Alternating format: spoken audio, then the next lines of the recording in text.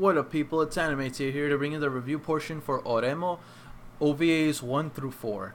And I gotta admit, throughout these OVAs, I loved them. They were awesome. But it felt very incomplete without KIRINO. I never really thought of it, but like I said before in my reaction, like, you never truly appreciate something until you've lost it or gone. So when KIRINO was gone, I just couldn't help but think KIRINO is pretty much the driving motivation for this series. She is what keeps the series and all elements a part of it together.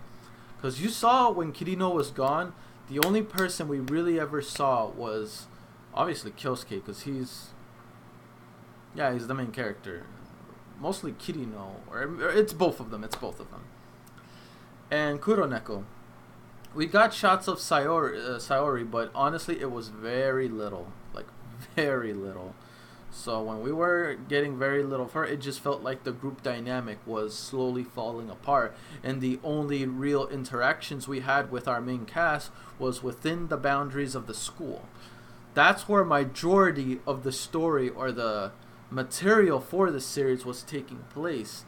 Most of it was concentrated on a video game, so we didn't really see anything going on with KIRINO. We just saw everything through the perspective of Kyosuke and him involving himself more with Kuroneko and helping her build a place for her in school. It really did honestly feel like Kyosuke was trying to fill the void of... I mean, he said it. He even admitted himself that he was just trying to fill the void that was missing that his sister had for him.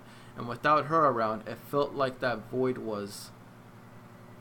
It was aching at him. He was feeling lonely because when we really think about it, guys, majority of the time Kyosuke spent with people was with the group and KIRINO.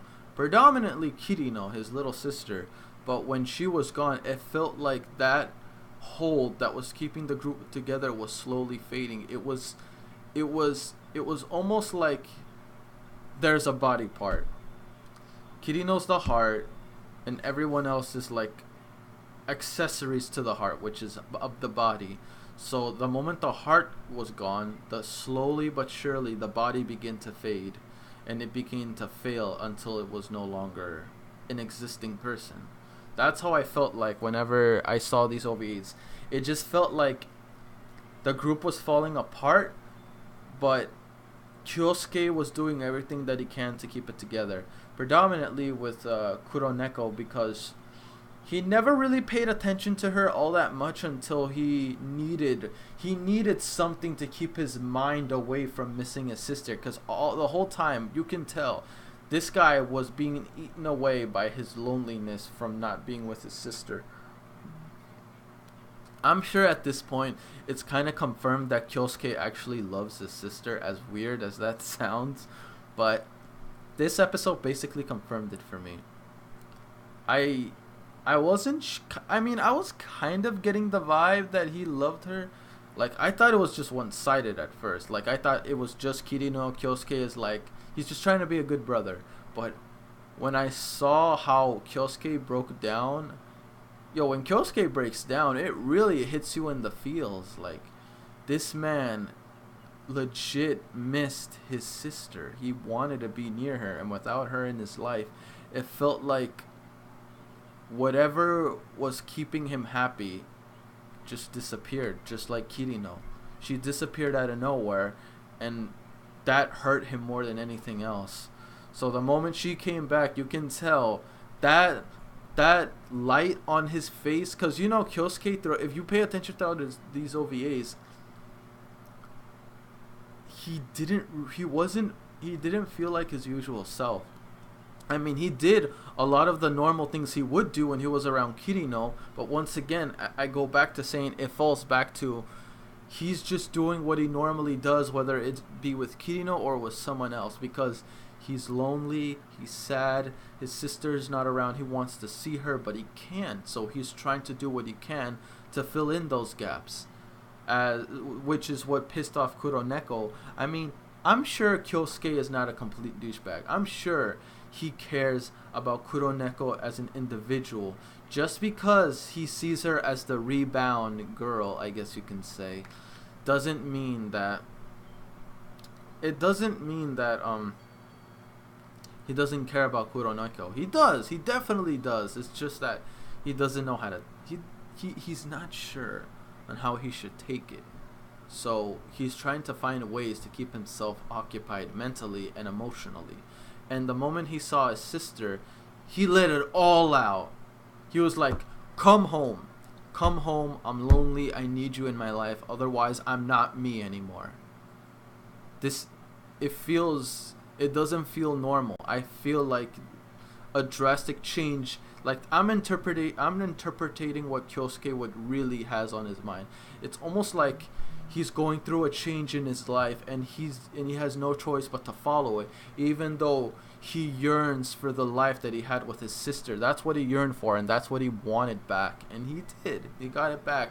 And when Kirino came back into the picture of in the OVAs, it felt like we were rekindling the driving motivation that was so compelling in season 1. When she showed up, it was like a light at the end of the tunnel. No, it wasn't a light at the end of the tunnel. We made it at the end of the tunnel, and we saw a beautiful light, and Kirino was at the end of it the moment Kyosuke opened the door. And I will admit, I was happy to see Kirino. As much as, even though I give this kid crap, even though she sometimes works my nerves, I miss the spoiled little brat. Sometimes you never fully realize what you've had until you lost it. And honestly, it really did felt like the series, it felt like we were in a dark age with the series throughout most of the OVAs, but toward the end we got it all back. So honestly, the moment we saw Kirino again, I got happy. I really did. As much as she, like I said, as much as she annoys me, I was very happy to see her again. So was everyone else. Kuroneko, Saori, everyone was like, welcome back, and I was very thrilled. Can't wait to see more of Oreimo, by the way. But I'm following the lines of my anime juggle, so we're gotta see something new. Not something new, like we're gonna fall back to series I've already seen before and implement them into the anime juggle. So there's that. So hopefully you guys enjoyed these reactions. I personally love them, but it became so much sweeter when Kirino came back, I'm gonna be honest. But yeah, questions. Did you guys get the same interpretation of me? Did you miss Kirino, or were you glad she was gone? And when she came back, you were like, ah, damn it. What was your interpretations to her absence? Let me know in the comment section below. Question number 2.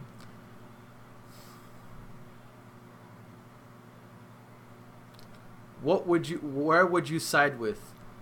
Eroge, or however you say it, eroge or homoge? Where would you side in? I'm not gonna lie. As much as I'm not a homo, I am. Don't even get that with me. But honestly, eroge is worse. Well, it's worse in a sense if it involves little sister and older brother. Like, sorry, no. If I had to pick my poison, let's go full on gay, dude. Don't judge me. I said I would side with them. They don't mean there ain't gonna be that kind of party. It's not gonna be that kind of party. I just don't want to be seen as a pedophile and as a weird creeper. I don't want to be seen as a. You know what? No, no. I don't want to say that.